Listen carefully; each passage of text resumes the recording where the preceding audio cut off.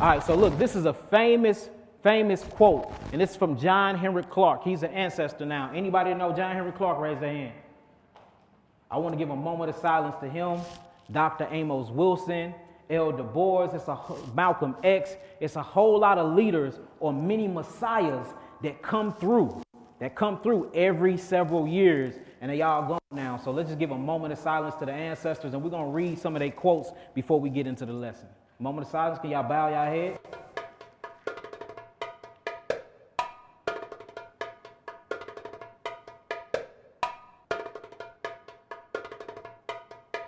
All praises.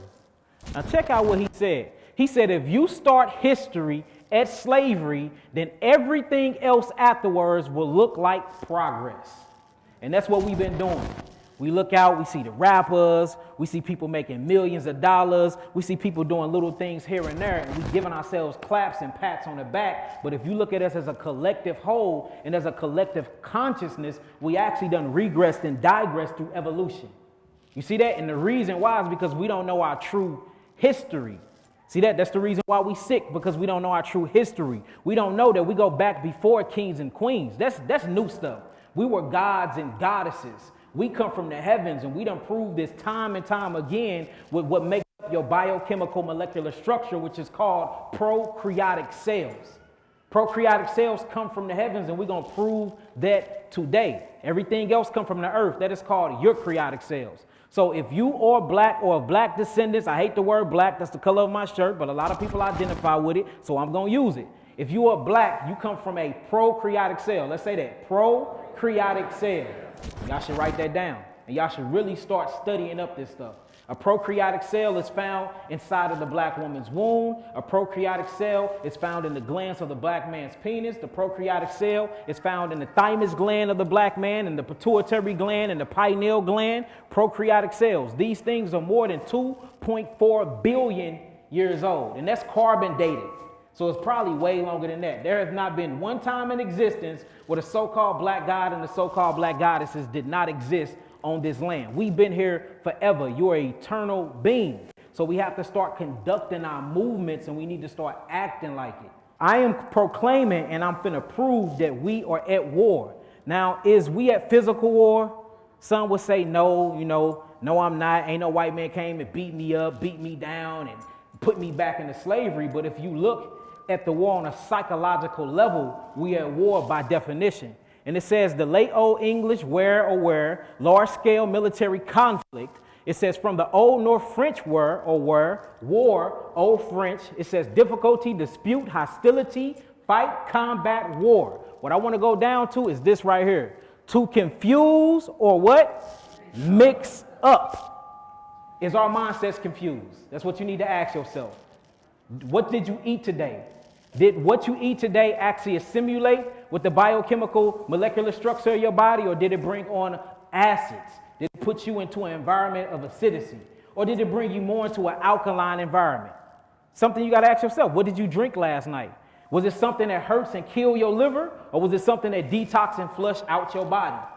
Just by off you eating, you can tell whether you confused or not. What do you have on today? Is you wearing mixed fabric? Did you know that that actually messes up the electrical conductivity that runs through your nervous system, through your body? But everything we got is 80% polyester, 20% cotton, this and that. Did you know that actually causes prostate cancer?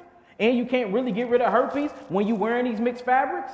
So we see that everything that is going on with us, we have no knowledge on, because we lack knowledge, because we are learning from our oppressors, and your oppressors will never teach you anything that's going to benefit you, because the moment it benefits you, guess what? It put them in a disadvantage. And how can you oppress a people that know who they truly are? How can you oppress a people that know their true knowledge? How can you oppress a people? Look, you got to ask yourself this question. If we're prokaryotic cells, we're the first civilizations that ever landed on this planet, or this rock that they call planet Earth.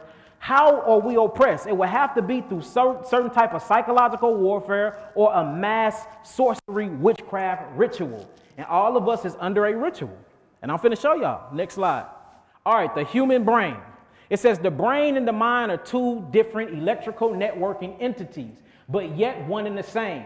The brain is the physical aspect of the mind. So this is actual real human brain that's cut in half. I got a question, y'all. Do y'all see thoughts? Can y'all see memories? Huh? Y'all can't see thoughts and memory? Can you see happiness? But don't these things exist? So they have to exist in the mind and not in this actual hardware, the brain. See, the mind is what's being attacked because the mind is a part of the environment, and the environment mixed together with your physical reactions is what makes up mind. So our minds is being attacked on all levels. Next slide. This is another one that's talking about what mind truly is. It says that which feels, that which wills, that which think, and intellect. Mind come from the old English language, mind or memory, remembrance, state of being, remembered, thought, purpose, conscious mind, intellect, intentions. You see that? Original memory, loving memory. So we see that the mind is something that actually goes through the environment, breaks down the data that's in the environment, and inquires inside of the hardware. So if mind is coming from the environment and I get to the environment before you get to your own environment, or I create the environment, then what can I do? I can control the mind. Have any of y'all built any neighborhoods? Have any of y'all built any big magnificent restaurants like McDonald's or anything like that? You see that? So if you ain't built your neighborhood, that means somebody what? Built it for you. Do y'all realize the geometrical shapes on your neighborhood actually have an impact on your body? Just the structure of your house have an impact on your body? Why y'all think they got pyramids in every single continent on earth? You don't never see the cubicles that you go in when you in work? How they build these things with concrete to keep sun rays, ultraviolet sun rays from coming in, and you need ultraviolet sun rays to actually convert your LDL cholesterol over into vitamin D3 and tyrosine, which actually make and produce your melanin and carbon? Y'all think this is just all by coincidence, or is this by design because we are letting another people build our homes? We're letting another people teach our children. Last time I checked, I ain't never seen a tiger go to hyena school. Have y'all seen that? I ain't never seen that. So why are we letting our children be taught by another people? Now, a lot of people are going to say, dang, y'all kids racist. This is not racist. This is scientific fact. And the moment that we get that racism thing out of our head, because there's really no such thing as race, that was made in 1942 by a college professor to actually invoke white supremacy, then we can start coming together as a collective tribal consciousness and get our freedom back. But you cannot never have your freedom while you playing with other people's money. That's like going to war with them and telling them, hey, let me borrow a few $1 million so I can give me some guns and some missiles to go to war with you. So consciously, we have to change our reality. We have to change the way that we exchange money. We have to change the way we eat. We have to change our clothing. Have y'all noticed with the Nation of Islam, they wear suits for a reason. That way they can distinguish themselves from everybody else.